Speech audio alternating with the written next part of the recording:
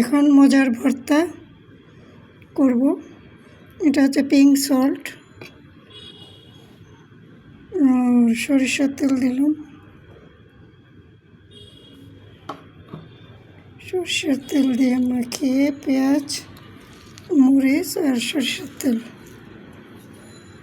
যে আমি আম পাতা ভর্তা করব আর নিম পাতা ভর্তা করব। নিম পাতাটা আমি এরকম গুঁড়ি করে রেখে দিয়েছি। জাস্ট একটু পেঁয়াজ, মরিচ, তেল দিয়ে লবণ দিয়ে মাখিয়ে খাবো।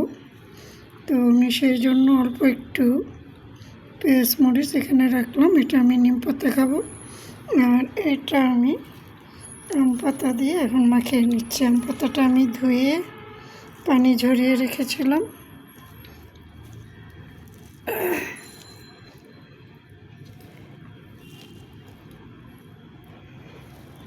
রেডি হয়ে যাচ্ছে আমার আম পাতা ভর্তা। কারা এভাবে খান আমার মতো কমেন্ট করে জানাবেন। আর যদি না খেয়ে থাকেন একবারও জীবনে, তাহলে খেয়ে দেখবেন। আম পাতা এবং নিম পাতা দুইটাই শরীরের জন্য খুবই উপকারী,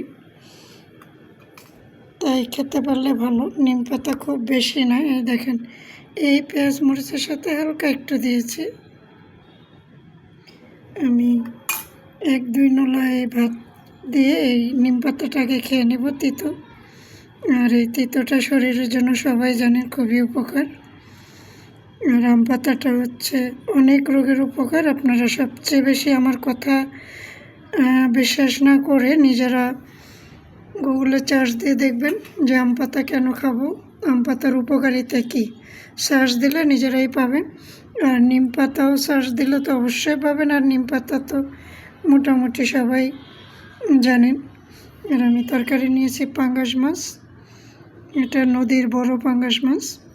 পাঙ্গাস মাছটা শরীরের জন্য অনেক রোগের উপকার, সবচেয়ে বেশি হার্ট ব্লকের উপকার আমি গুগলে পেয়েছি।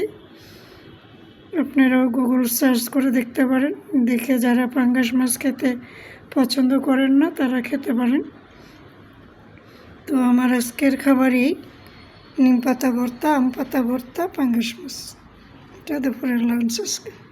তো সবাই কার কেমন লাগছে ভিডিওটা এবং কে কীভাবে খান জানাবেন।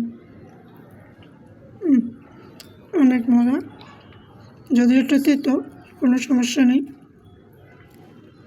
তিতো অল্প একটু ভাত দিয়ে নিয়েছি, তাই তিতোটা আমি 2-3 নলা ভাত দিয়ে খেয়ে ফেলবো। তারপর আম পাতাটা খাবো।